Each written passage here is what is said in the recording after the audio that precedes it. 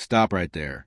Before you navigate away from this video, let's address one of the most baffling, utterly confounding, yet undeniably hot topic pieces of hardware Sony has released this entire generation. It's not the sleeker, redesigned PS5 Slim. It's not the ambitious, high-fidelity PSVR 2. It is, in fact, the PlayStation Portal. For the next 30 minutes, we're going to meticulously break down the exact reasons why you might be tempted to buy it, but more importantly, the reasons why you absolutely should save your money. This isn't just a product review. This is a definitive intervention. Let me know in the comments right now. Are you currently using the Portal, or do you think it's one of Sony's biggest mistakes? The Portal was born from a question that literally no gamer was asking. It's a $200 dedicated device whose sole function is to stream games from the PlayStation 5 console you already own. When Sony unveiled it, the gaming world erupted in a chorus of confused mockery and a single, recurring cry of why. It feels like we've been handed a beautifully engineered, state-of-the-art gold shovel, yet it can only move the dirt you've already piled up in your own backyard.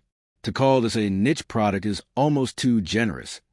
It is simply a remote play screen, and that is the entirety of its existence. Let's be brutally honest. Sony did not need to manufacture this. Your existing phone or tablet can handle this task with an inexpensive controller clip, and dedicated competitors like the Steam Deck and ROG Ally can do this and play games natively. So, the core mystery remains, why does a Portal exist at all? And could it possibly be a secret masterpiece obscured by a fundamentally flawed marketing pitch? Let's begin with the one aspect where the Portal doesn't just succeed, but utterly dominates. It is quite simply a DualSense controller perfectly sliced down the middle, cradling an 8-inch 1080p LCD screen. The moment it settles in your hands, it feels like the pinnacle of PlayStation hardware design. The ergonomics are flawless, and this is the true, unassailable justification for its existence over a backbone or a Razer Kishi. You get the full, uncompromised, and incredibly immersive DualSense experience. We're talking about haptic feedback that makes the web-slinging in Spider-Man 2 feel tactile and alive, and adaptive triggers that inject a satisfying, heavy resistance into every weapon fire in Call of Duty. When you're on the couch, the TV is in use, and you decide to jump into God of War Ragnarok, the connection is seamless and instantaneous. It wakes your PS5 and gets you into the game faster than a traditional handheld, or even some local remote play setups. For this highly specific scenario, that I just want to play my PS5, but the TV is occupied moment. The Portal delivers a premium, cohesive experience that no third-party solution can truly replicate. The screen is bright, the colors pop, and that 60 frames per second is rock solid. This is a hype. This is a hill the believers are willing to die on. They argue it's not a handheld. It's a living room accessory. And judging it on that single metric, the Portal is a glorious home run of industrial design. But we can't stop there, because the instant you take a single step outside of that perfect living room bubble, the Portal's entire foundation collapses. This is a part of the conversation Sony desperately wants to ignore. The Portal is not a true handheld. It is a tether, and that tether is constructed from fragile, temperamental Wi-Fi signals. Let's talk limitations.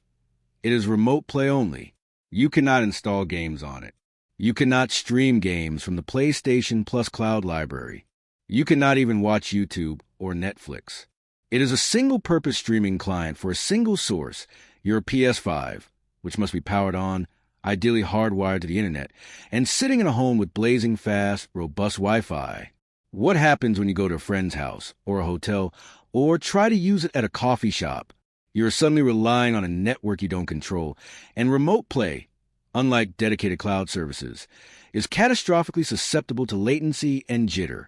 The result is instant artifacting, frame rate stutter, and input lag that utterly destroys any chance of playing a competitive shooter or a reaction-heavy platformer.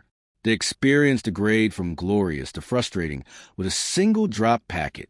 Sony is marketing a $200 lifestyle product that only works if your lifestyle includes a perfectly maintained, symmetrical gigabit internet connection and a high-end Wi-Fi 6 router.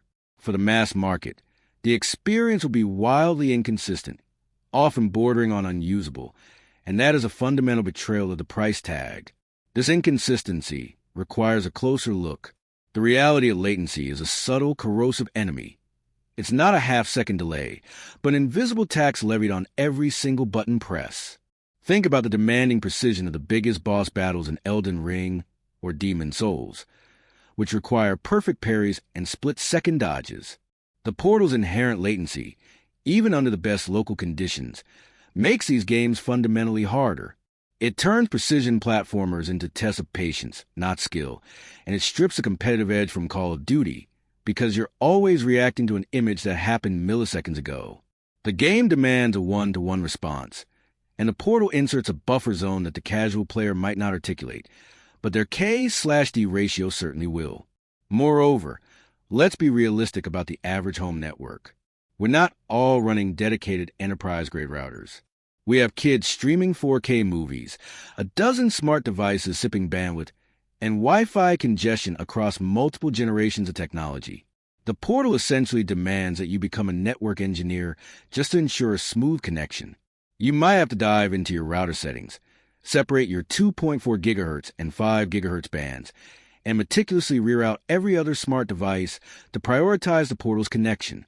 Ask yourself, is a $200 accessory worth the price of a weekend spent troubleshooting your home infrastructure?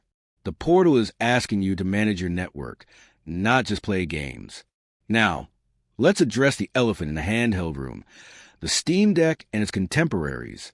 These devices certainly cost more, but they offer a full native PC gaming experience. You can play your Steam library, you can install emulators, and crucially, they can also run PS Remote Play, often with excellent, stable results thanks to their dedicated processing power. The entire argument for the Portal then boils down to one factor, the DualSense. Is the perfect haptic feedback and the precision of the adaptive triggers truly worth sacrificing all native play, all portability, and all other functionality? For a passionate few, the answer is yes. For the overwhelming majority of gamers, that trade-off is insane. It's akin to buying a state-of-the-art Ferrari engine, installing it into a bicycle, and then proudly declaring that you can only drive it on your private driveway. The value proposition is utterly warped. You are paying a premium for a perfect controller attached to a functionally underpowered screen, all for a singular, highly limited purpose. It should have been a $100 accessory. At $200, it competes directly with full-fledged first-generation handheld consoles and fails to deliver 10% of their functionality. However, there is a moment of hope. Because the hardware itself is so exceptional, it forces us to ask, what if this is just phase one? Imagine a simple firmware update that suddenly allows for native cloud streaming of the PS Plus library, with no PS5 required. Suddenly, the Portal transforms from a tethered accessory into the true, dedicated cloud gaming handheld the world wanted.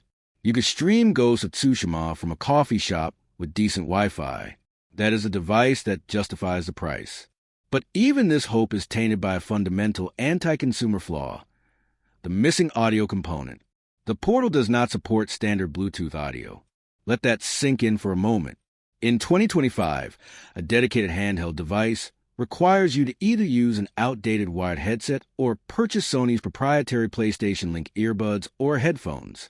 This is a transparently aggressive, calculated push into their own ecosystem. Your existing high-quality, $300 Bose, Apple, or even Sony Bluetooth headphones are rendered worthless. You are coerced into buying the Pulse Explorer or the Pulse Elite, additional accessories that tack another $150 to $200 onto the total cost. This move, restricting basic functionality to mandate the purchase of proprietary gear, is a dark mark on an otherwise beautifully designed piece of hardware. It's an insult to the savvy consumer who already owns high-quality audio gear, telling them they must buy a second set of headphones just to use a second screen in their own home. So, here's a harsh, distilled truth after countless hours of testing. The PlayStation Portal is a perfect 5-star device for a 1-star audience. Who is this for?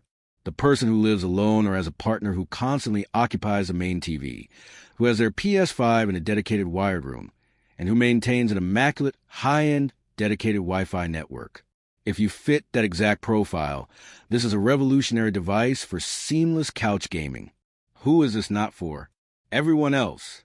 If you are looking for actual portability, if you want versatility, Or if you simply want real value, look at the Steam Deck, an iPad with controller, or just wait for the next generation of actual handhelds.